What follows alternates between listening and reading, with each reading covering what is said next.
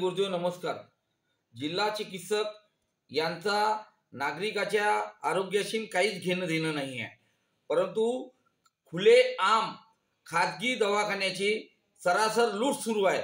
तसेच यवतमाळ शहरामध्ये 106 खाजगी रुग्णालय आहेत। त्या रुग्णालयामध्ये 61 लोकांना फायर ॲडिटची परवानगी आहे। एवढ्या मोठ्या महाराष्ट्रामध्ये रुग्णालयात घटना घडू नये, जिल्हा चिकित्सकांनी बिगर फायर ॲडिटच्या परवानगी शिवाय त्यांना खाजगी रुग्णालय खोलण्याला दिले आहे। तसेच जिल्हा चिकित्सक यांच्या अंतर्गत जे खाजगी 16 तालुक्यात दवाखाने आहेत त्याची दयनीय अवस्था आहे।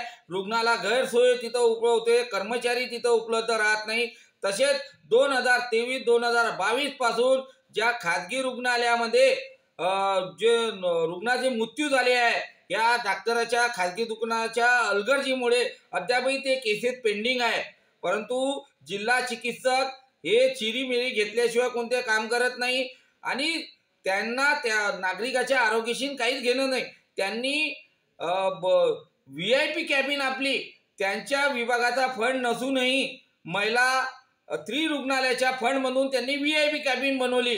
तसं करता बेकायदेशीर त्यांनी काम केलं आहे आणि VIP सोपे जे शासनाचे सोपे आहे, शासनाचा माल आहे, तो त्यांनी आपल्या घरी नेला आहे।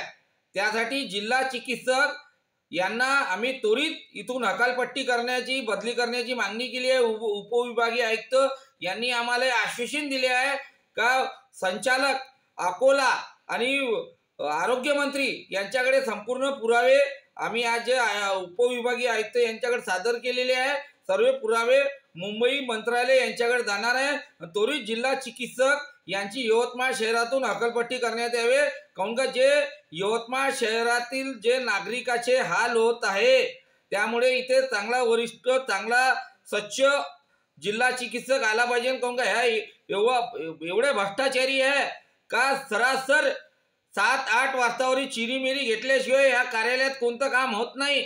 हे सर्व जनतेचे आरोप आहे, हे आमचे आरोप आहे। त्वरित जिल्हा चिकित्सक यांची यवतमाळ शहरातून हकालपट्टी करण्यात यावी, हे संपूर्ण यवतमाळ जनतेची मागणी आहे, गुरुदेवची मागणी आहे। जय गुरुदेव।